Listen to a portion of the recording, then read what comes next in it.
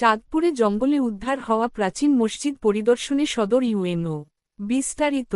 চাঁদপুরে জঙ্গলে উদ্ধার হওয়া প্রাচীন মসজিদ পরিদর্শন করেছেন চাঁদপুর সদর উপজেলা নির্বাহী কর্মকর্তা এস.এম.এন জামিউল হিকমা। ২৪শে সেপ্টেম্বর বুধবার দুপুর ২টায় তিনি রামপুর ইউনিয়নের ছোট সুন্দর গ্রামের তালুকদার বাড়ি সড়কে মসজিদটি দেখতে যান। তার সঙ্গে ছিলেন রামপুর ইউনিয়ন প্রশাসনিক কর্মকর্তা তনয় রায়, উপজেলা নির্বাহী কর্মকর্তা সি.এ মামুন। উপজেলা নির্বাহী কর্মকর্তা এস.এম.এন জামিউল হিকমা বলেন, মসজিদটি ঘুরে দেখলাম। এটি আমাদের প্রাচীন ইতিহাস এবং ঐতিহ্যের নিদর্শন। মসজিদটি রক্ষা ও সংরক্ষণে আমাদের যা যা করণীয় সব করব। মসজিদটির চারপাশ রাতে আলোকিত রাখতে সোলার বাতির ব্যবস্থা ও চারদিকে স্থায়ী বেষ্টনী দিয়ে সৌন্দর্য বর্ধন করা হয়েছে।